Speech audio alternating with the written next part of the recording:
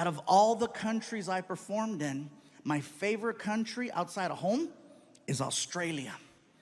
And I'll tell you why. Australia, much like us in America, has its list of priorities. You know what's not on their list? Political correctness.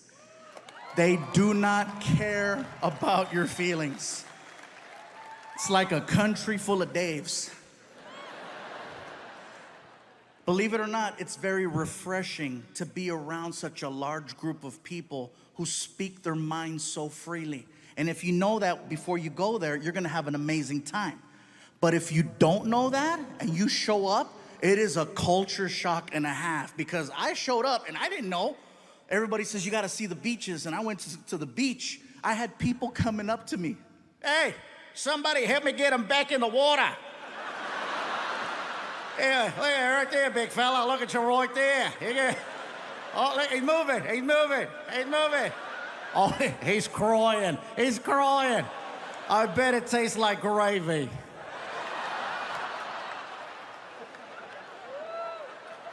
It's not bullying if everyone does it. Yeah, that being said, I'm in Australia, Sydney, Australia, at the Opera House. For me, it was one of the most iconic places I've ever got to perform in. It was bucket list, definitely. After the show, I wanted to go hang out with some Aussies and see what that was like. I'm hanging out at a pub. First things first, Australian people do not drink Foster's beer. That's an American thing. They don't drink that over there. I tried ordering one to fit in, didn't go over well. Bartender looked at me. Hey, you like the taste of piss, do ya? Okay, don't order that again. So I'm hanging out with these two Aussies, and we're drinking a rum called Bundaberg. At first glance, it looks like a Coca-Cola bottle because there's a polar bear on the front. And then you drink it, and you're like, that's not Coke. As we're talking, a third Australian joined the conversation. And he sounded a little bit different from the other two. He had more of a raspy voice. More like, all right, yeah, mate, yeah, all right. He sounded like a drunk pirate underwater. These two guys didn't like him, so they called him a name and they left. And now it's just me and drunk pirate. We're talking about life. Life in America, life in Australia, talking about our differences. He tells me that he's a professional knife maker. He's showing me how it's done. He's showing me pictures. We wind up polishing off 3 bottles of this rum. And drunk wasn't even the right word to describe our level. My tour manager, Ryan, he comes up to me and he says, Gabe, time to go. And I look at Ryan and I'm like, but Ryan, I just made a friend and he makes knives and they're pretty. My tour manager always knows how to talk to me no matter what condition I'm in. If I'm drunk, he knows better than to talk to me like I'm an adult. He talks to me like I'm 2. He looks at me and he says, hey, buddy, you hungry?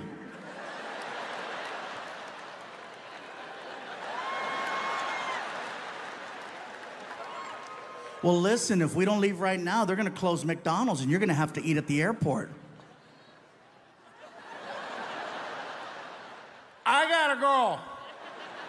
Oh, Mom, you gotta go, no worries. And he goes to shake my hand. And when he shook my hand, he put his personal pocket knife that he made in my hand as a gift. That's for you, Mike. Thanks for being nice. Thank you. Thank you. I'm gonna cut cheeseburgers with this. Martin and I just got back from India. Yeah. So let me tell you, I started posting on Facebook and Twitter that we were gonna go out there to do these shows. And then people started sending me messages, questioning what I was gonna do. First of all, are they gonna understand you in India? Will they understand English okay? Will they be able to follow along with your stories? Once we got there, I come to find out that more people speak English in India than in all of the US and Canada put together. Might as well throw Mexico in there for extra credit. Because there's that many people, and yes, they have the internet. They got the internet, they got Bollywood, they got Hollywood. They understand American culture so much more than we understand theirs. Second thing, people tried to warn me about going over there. Gabriel, be careful. India is a third world country. Don't drink the water in India. It contains parasites that'll make you really sick. Don't eat the food from the street people, especially the street meat. It contains a parasite that'll make you really sick. And most importantly, there's a lot of crime over there. Don't stay out late. When the sun goes down, you go down. I'm like, is it that bad? Parasites. So I'm like, let me get this straight. There's a lot of crime. Don't stay out late. Don't eat any of the food from the street vendors. And don't drink the water. Why does that sound familiar? That's Mexico.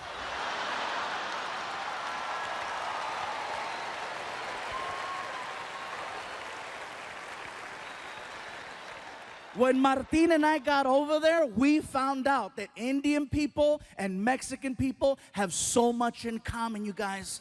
I'm telling you, it's insane how similar we are, especially the food. The food is so similar. For example, Mexicans love tortillas. Indian people love naan bread, which is a fluffier form of a tortilla. Mexicans love chicken. Indians love chicken. Mexicans love hot and spicy. Indians invented hot and spicy. Most popular drink in Mexico is Fanta. Most popular drink in India is Fanta. Indian people worship cows. Mexicans love barbecues. A lot of similarities.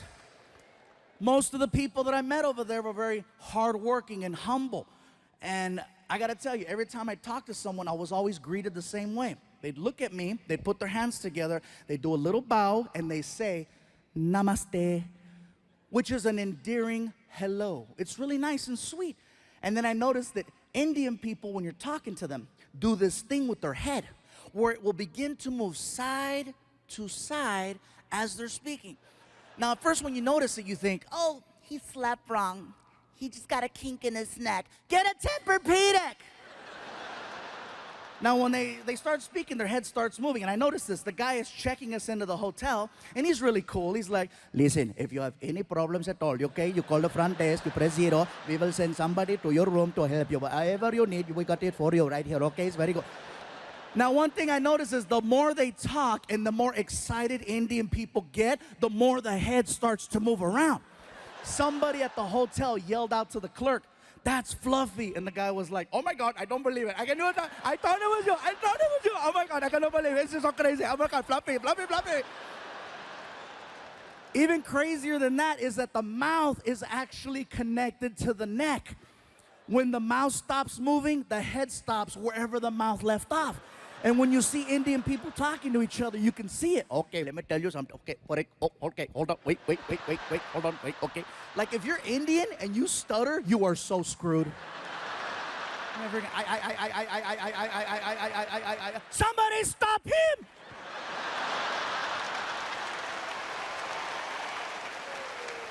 I'm not gonna lie, you guys. When I first saw this happen, I thought it was hysterical.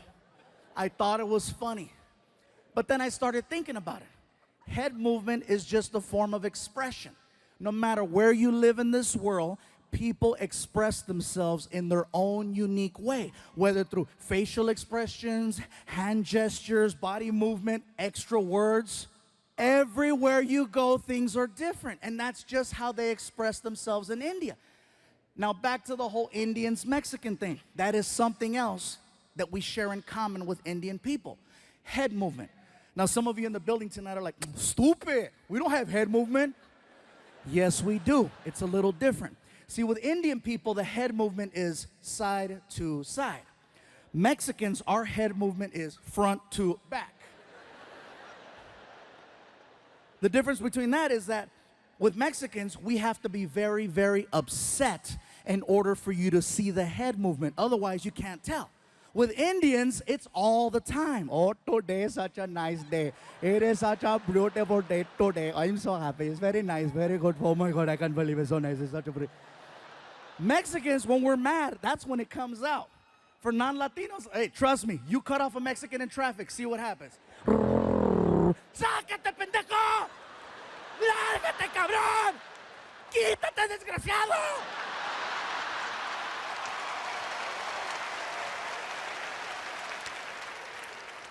That's funny. I don't know why the black people are laughing. You guys take it all. Oh, no, you didn't. Oh, hell no. I know he ain't talking about me. I hit a bell. I hit a bell.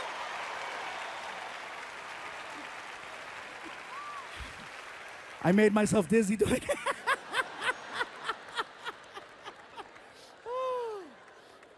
So let me tell you guys, if you ever get the opportunity to travel to India, I encourage you to check it out.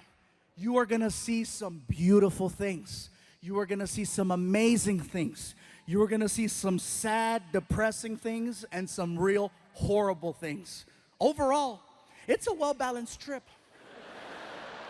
But when you get back home here to the United States, you will have a whole different appreciation for your life.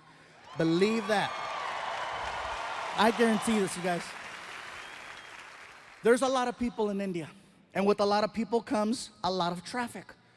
First things first, American traffic and Indian traffic, very different. Here, whatever happens on the freeway will stop the whole freeway. In India, there's 10 times the traffic, but it moves. See, the problem is Americans, we're fascinated by accidents. We're fascinated by the idea of seeing potential death. That's why we slow down on the freeways. We say we don't want to see it, but what happens in traffic? You know, what's going on over there? There doesn't even have to be a collision. You could be on the 101 freeway and a car has a tire blowout and it spins.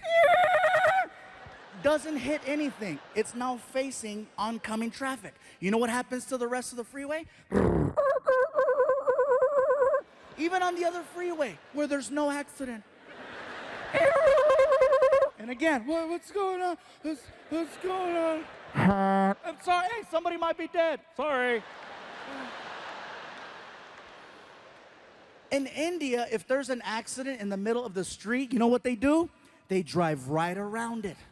They don't stop. And it's not that they're not sensitive to the situation. They are. It's just that there's so much chaos that happens on a regular basis. They just need to get to work. They do see what's happening. And believe me, they're heartfelt. You know, they'll drive around. I'm so sorry for you. Nothing stops the flow of traffic in India. They need to get from point A to point B. And so they go. If there's an accident, they drive around. If there's something blocking the street, they get on the sidewalk to go around. It's amazing the way they drive. And here's something else. No one uses turn signals over there. No one uses turn signals. They use a horn. Now, if you go to India tomorrow, from the time you get there to the time you leave, you're constantly going to hear a horn. It's an actual language when people are driving. I'll show you. You're driving? Car on your right. Car on your left. Light up ahead. They talk to each other while they're driving, and they barely miss each other every single time. Also, you'll be on the 101 freeway here, and there'll be 6 lanes. In India, you'll see 6 lanes, but guess what? You'll see 12 cars across. Yes, they have lines, but they're basically there to let you know more or less the direction you might want to go in. They're this close to each other, and even at the light, they communicate. You see everything. Cars, trucks, vans, motorcycles, pedestrians, cows, children, all waiting for the light.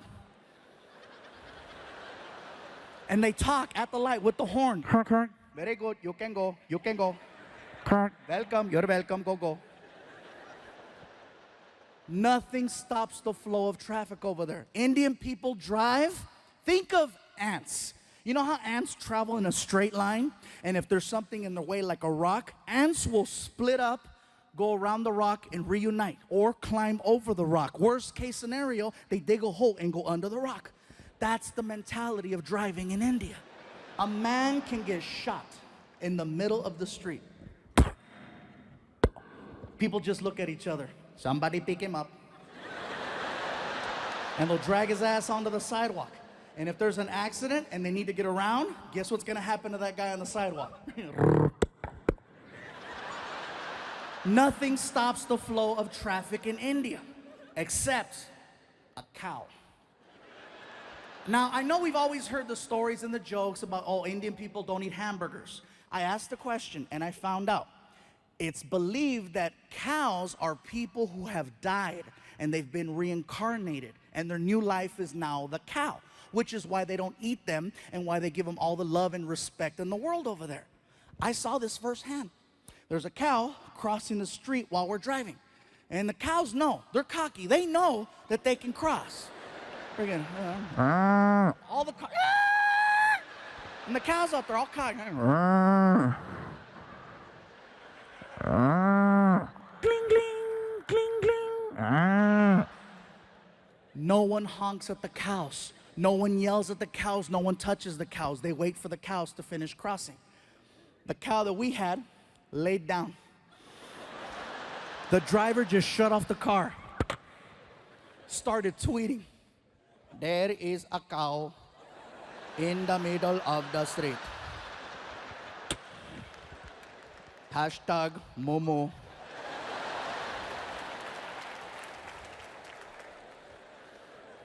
I asked the driver, "What's going on?"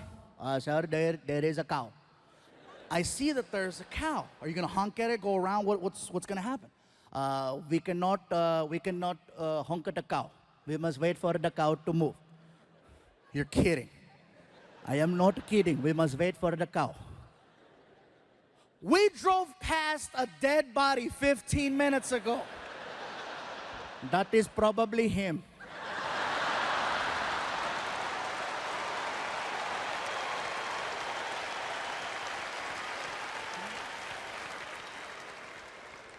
Like seriously, the driving situation over there is so intense, you guys.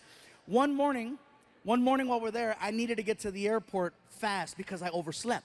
And so I get in the cab and I hand the driver a $50 bill. And I go, "Sir, I am running very late. I need to get to the airport as soon as possible. Whatever side street you have to take or back road, I'm all for it. Whatever you have to do, let's do it." And I hand him the money and he goes, "Very good, let's go." And we take off. The guy is hitting anywhere from 50 to 70 miles an hour on the street. We are making incredible time. I notice that we're heading in the direction of a red light.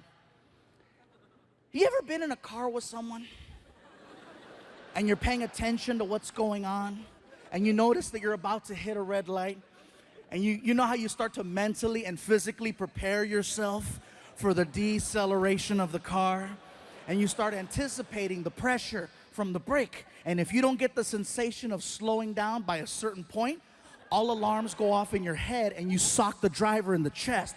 Hey! Not only did I not get the sensation of slowing down, I got the opposite.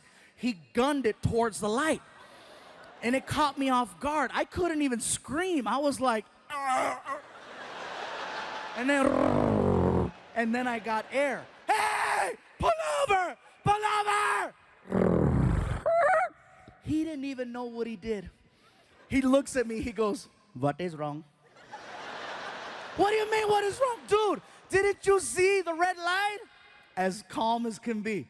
"Didn't you see there was no one there?" "You told me, whatever you have to do, okay?"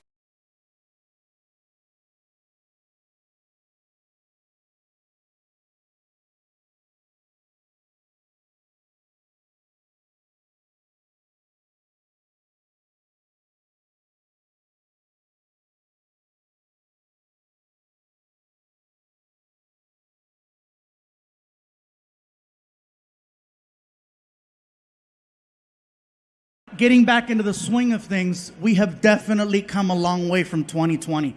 The fact that we're in a sold-out stadium, elbow to elbow, ready to laugh, have fun. We've come a long way. You know? 2020, you guys, I gotta just thank my dogs.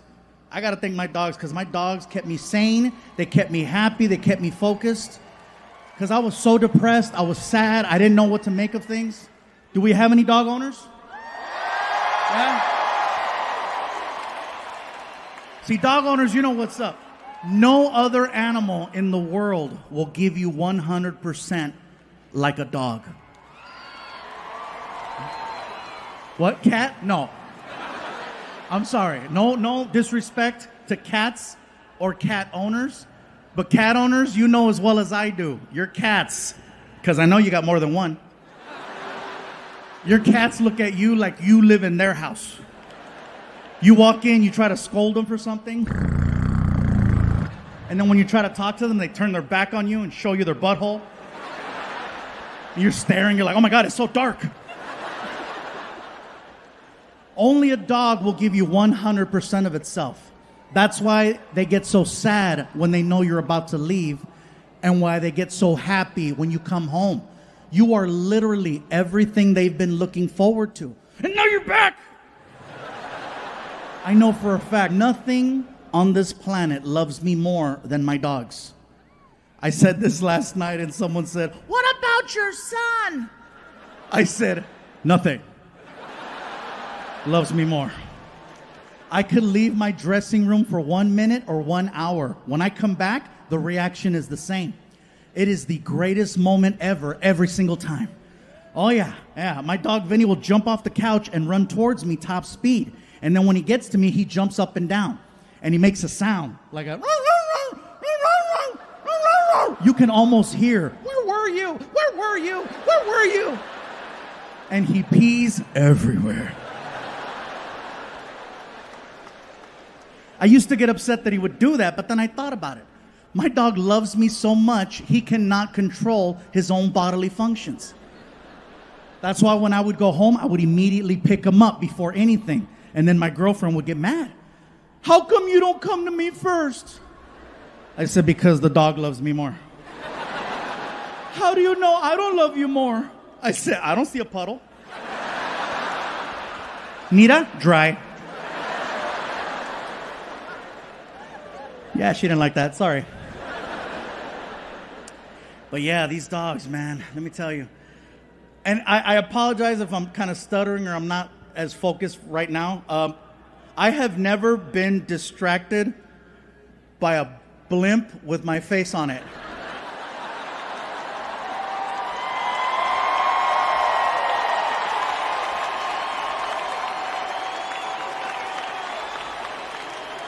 I'm sorry, Netflix, but shit, this...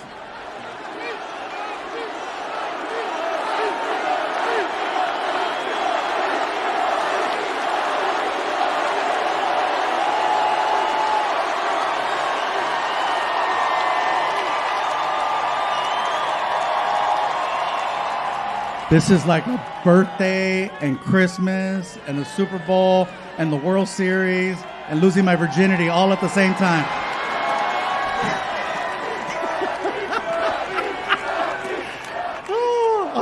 Even saw the lights of the Goodyear Blimp.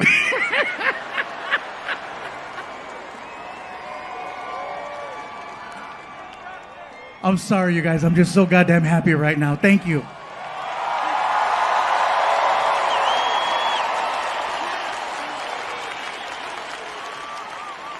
I wish my mom were here to see this. You have no idea. She would have been happy to see all of you, but she would have been like, no, chingue su madre, mira lo que mi hijo está en el cielo. Anda ya con Jesus in the sky, mira.